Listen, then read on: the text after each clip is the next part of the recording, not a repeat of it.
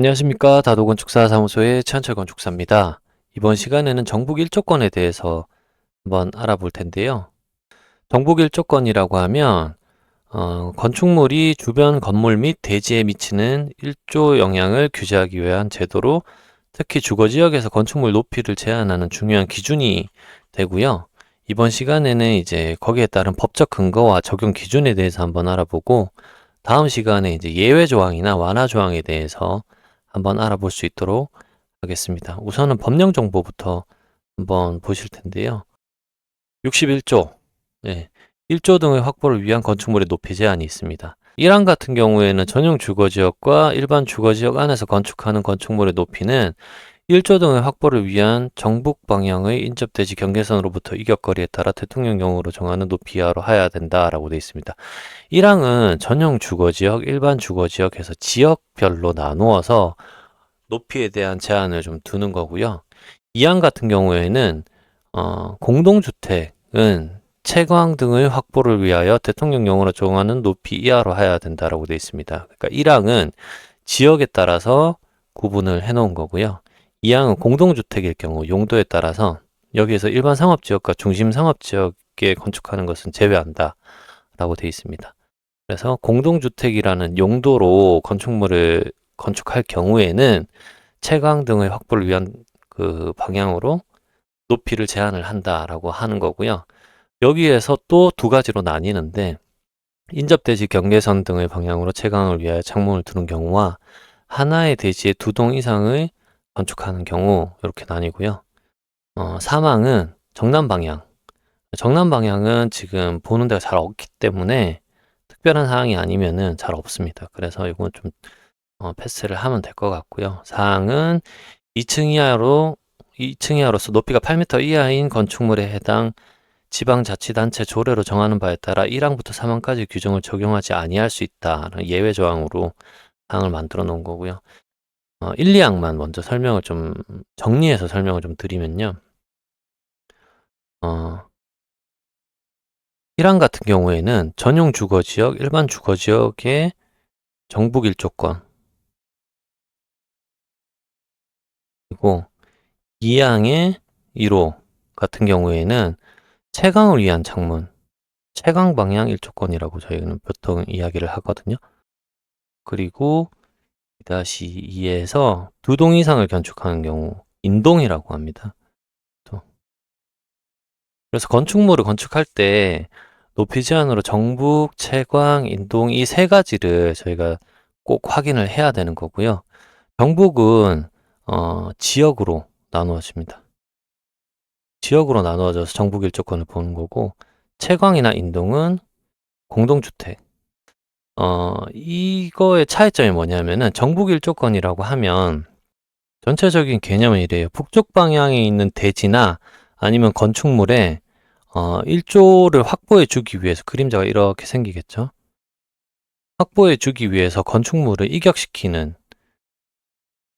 내용이라고 보시면 돼요. 건축물이 이제 북쪽에 너무 붙어 있으면 뒤쪽에 있는 북쪽에 있는 대지에서는 대지 또는 건축물이 1조를 확보할 수 없기 때문에 그런 부분 때문에 이제 정북 1조건이라는 규제가 있는 거고 정북 1조건은 그 다른 사람을 위해서 그 다른 대지에 있는 인접해 있는 대지를 위해서 이제 이격 거리를 조금 충족시켜 줘야 되는 상황인 거고 채광 같은 경우에는 보시면은 인접 대지 경계선 등의 방향으로 채광을 위한 창문을 두는 경우라고 돼 있는데 이 채광은 내가 그 가시거리를 확보하기 위해서 적용을 하는 법령이라고 보시면 돼요.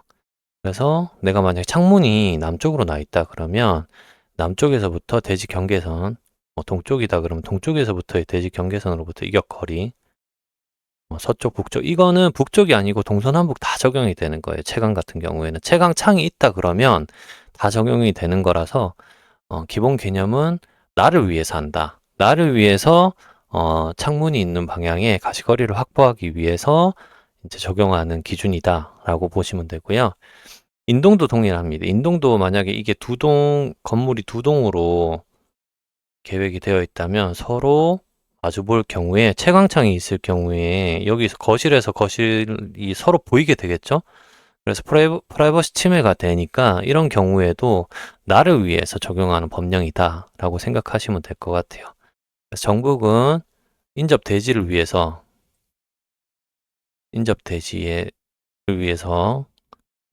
규제를 하는 거고, 채광이나 인동은 나를 위해서 적용하는 기준이다. 이렇게 구분해서 생각을 하시면 될 것 같습니다. 자, 그러면 시행령을 보시면 그 기준이 쭉 나와 있어요. 그래서 오늘은 정북 1조건에 대해서 한번 알아볼 거니까 채광이나 인동에 대해서는 다음번에 한번 알아보고요.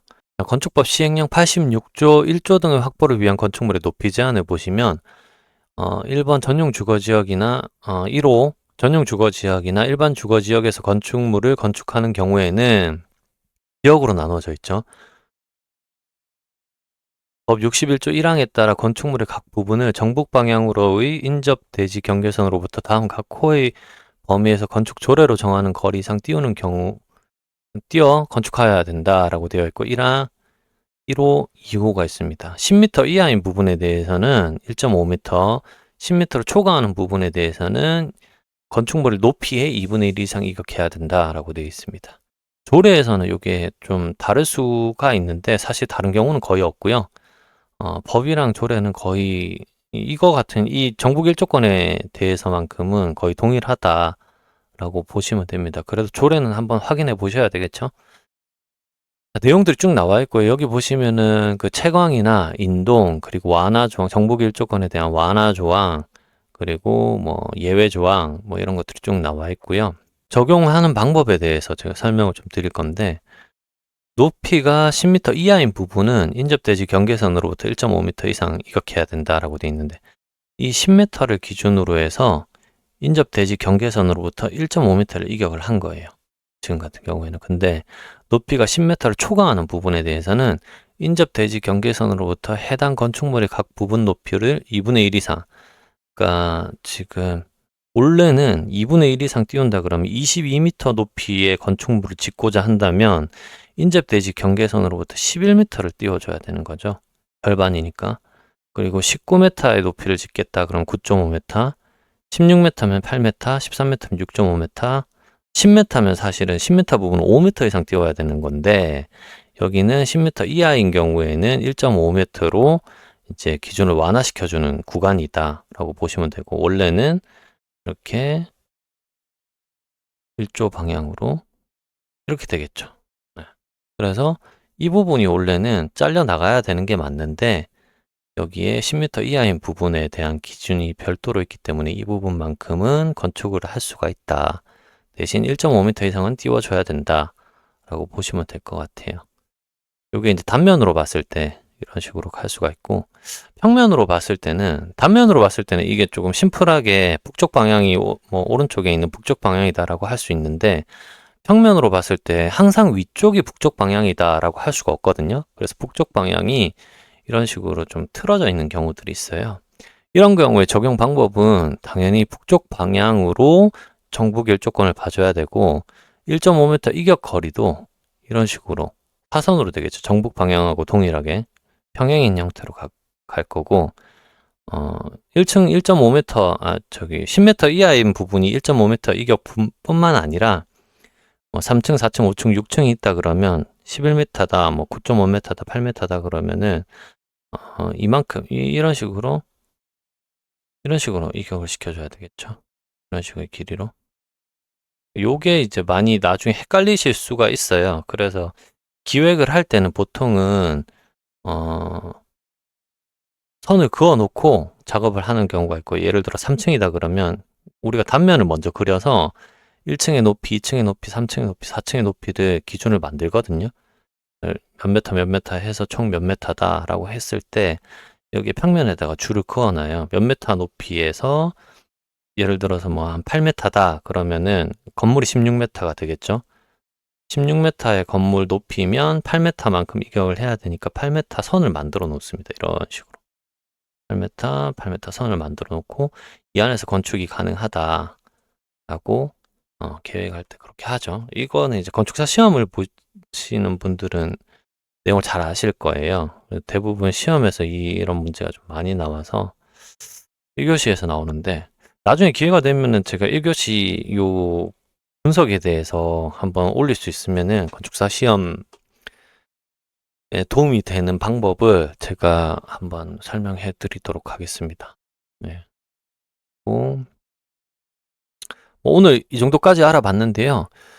이게 정북 1조건이 제가 봤을 때는 되게 중요한데, 우선은 그 건축 허가 단계에서는 정북 1조건을 그 도면의 수치로 이제 나타내거든요. 그래서 수치로 나타내서 정북 1조건이 위반 사항이 없고 적법하게 설계를 했다라고 해가지고 하는데, 예전에는 오히려 조금 더 정확하게 했던 것 같아요. 여유치도 안 되고. 왜냐하면은 측량이라든지 아니면 시공의 정밀성이 조금 떨어지는 시기다 보니까 예전에는 좀 여유롭게 이제 건물을 짓기도 했는데, 요즘은 이제 캐드라든지 이제 전산화가 잘 돼 있다 보니까 측량도 잘 되고요. 그래서 건축물을 기획할 때 너무 타이트하게 하는 경우들이 있어요. 뭐 1.5m를 이격해야 된다 그러면 1.5 5 이렇게 52 뭐 이렇게 뭐 이전이라 2cm라든지 5cm라든지 이런 식으로 그 정도밖에 여유를 안 주고 기획을 하다 보니까 나중에 이게 분쟁의 소지가 생기고 또 정밀 시공을 하지 못하는 경우에는 정부 일조권을 법을 위배되는 경우도 많이 있다 보니까 그런 경우에 뭐 준공이 안 나는 경우도 제가 듣기로는 뭐 준공을 못 냈다. 허가까지는 받았는데 시공을 하면서 준공을 못 냈다라고 하는 이야기도 들었어요. 근데 뭐 건물을 잘라낼 수 있는 상황도 아니고 하다 보니까 문제가 좀 심각하게 생겼던 일이 있었는데, 어, 그런 내용들도 있으니까 미리 사전에 내용들에 대해서 이제 측량을 잘 하시고 조금 여유 있게 건물을 건축하는 게 좋습니다. 지금 보시면 단면처럼 이렇게 규제되는 내용들은 여기까지는 다 건물을 건축할 수가 있어요. 여기까지는. 물론 뭐 여기에도 제한선이 있다 그러면 띄워주는 거고.